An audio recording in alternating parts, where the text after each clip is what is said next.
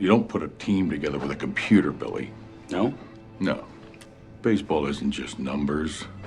It's not science. If it was, then anybody could do what we're doing, but they can't because they don't know what we know. They don't have our experience and they don't have our intuition. Okay. Now, there are intangibles that only baseball people understand.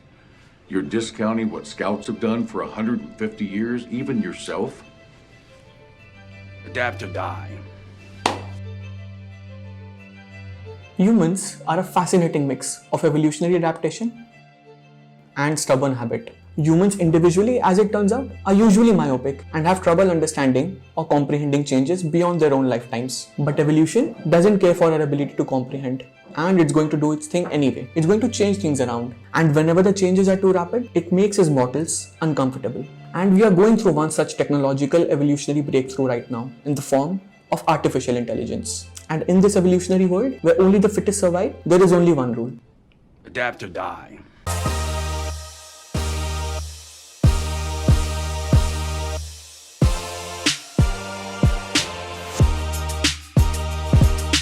There are new AI tools releasing every hour with progressively more trained models designed to do specific tasks.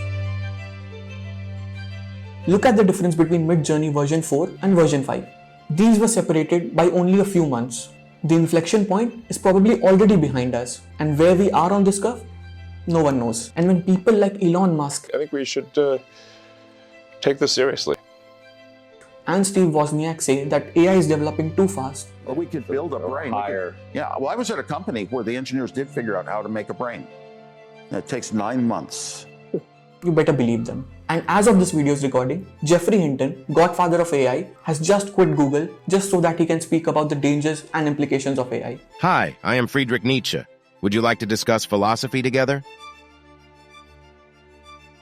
No, I want to know why Elon Musk is calling for a pause in AI development while developing his own AI. Does he have an ulterior motive? You know what? I think that his motive is profit. You should not necessarily trust what the CEOs of large companies say. They are profit-oriented, and sometimes their stated motives may not reflect their true motives. Elon Musk has always been a controversial figure, and his statements should be treated with great caution. As untrue or speculative as it might be, it's something Nietzsche could have very likely said. And that is the scary bit about AI. It can actually mimic sentience, but the key word being mimic. And it is going to get even more important to understand this difference of being sentient and mimicking sentience. Trained on Nietzsche's writings, essays and books, AI can very successfully mimic the philosophies and the mood of Nietzsche or Karl Marx. Elon Musk, like most capitalists, is an opportunistic parasite. While he claims to be developing AI in a responsible manner for the benefit of society, he is likely using AI to accumulate more profits and more power in order to oppress the proletariat. Or any other philosopher for that matter. Elon Musk is raising very important concerns about the use of artificial intelligence in our society. He is particularly concerned about the potential impacts on the labor market and the dangers that could come from autonomous weapons controlled by AI. Musk's warnings about the potential danger of AI are worth listening to and considering carefully as we move forward with developments in this area. It is important to ensure that AI technology is used responsibly and ethically to improve our society and not to harm humanity. Well, the output you get out of any AI model, be it language, visual or any other, depends on two things: what it knows and what you know.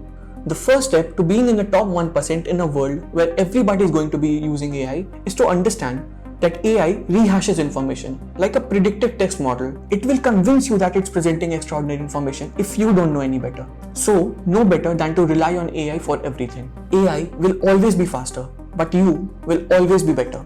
So that's your edge. Using AI for tasks that you already know how to do, instead of using it for tasks that neither you know nor the AI is trained for. ChatGPT might be a good place to generate a layout for the script of this video, but marketing it is not something it's trained for. And although it will give me some results, it might not always be maximized for the right metric. In capable hands, AI is an indispensable tool, and in some others,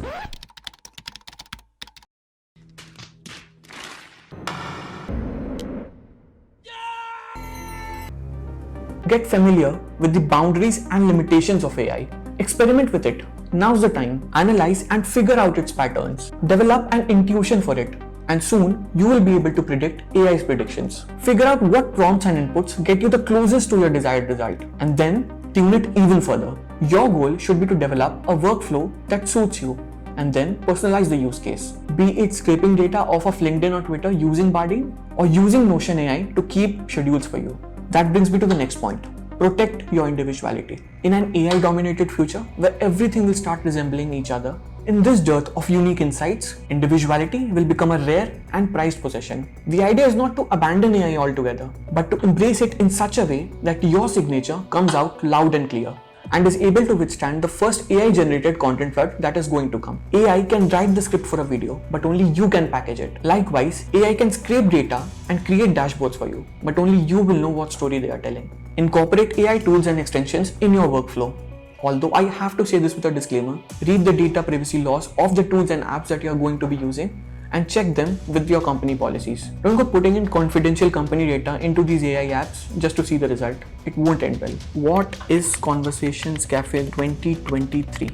Conversations Cafe 2023 is a pre-MBA social event organized by Inside IIM. The event provides an opportunity for top B-School call-getters to interact with campus recruiters from top-notch companies. Extensions like WebGPT help you combine GPT-3's context comprehension capabilities along with internet to get you a quick summary of anything and everything. Upgrade to GPT Plus with GPT-4 if you want to improve your results, or maybe you can start using Bing finally. Another tool I'm using a lot is YouTube Summary. If you find a very interesting video title that you want to see but you don't have the time, you can just go onto this extension and it will quickly summarize the video for you in key actionable bullet points. Maybe you can try it with this video, although do note that it does depend on YouTube's captioning capabilities and derives its inputs from there. Pros, it can save you a lot of time and learn things quickly. Cons, you will miss the artistic elements that go into making a video. Oh, and also it can fail to detect sarcasm sometimes. Do with that as you will. And if you really want to dial things up to 1100, I recommend using AutoGPT, an open source Python application with GPT-4 as its base and with web access. And as the name suggests, it can execute commands automatically. Multi-step iterative processes can be easily handled by AutoGPT. And since it has way more access to your system than any of these other AI applications, my advice to you would be to never ask it to help you hack your own PC. I've never tried and I'm scared, but I want to.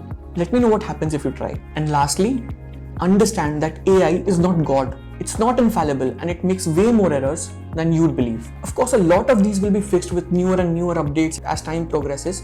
These models will get even more fine-tuned and make even less errors. But not all of them will go.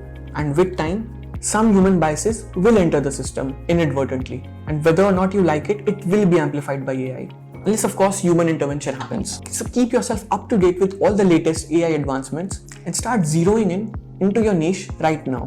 Prompt engineers who will help professionals of all kinds, from copywriters to designers to data scientists, and from designers to developers, could soon become an actual job. So make sure that you have the first mover advantage when that change happens. Any technology sufficiently advanced is indistinguishable from magic, which makes me think about the peculiar nature of humans. When we fail to comprehend a system, we either invoke God or Satan. Knowing that AI isn't either of them is what's going to make the biggest difference. And the pursuit of knowledge will give you the evidence for it and will help you adapt in this AI world. So what's it going to be? Adapt or die?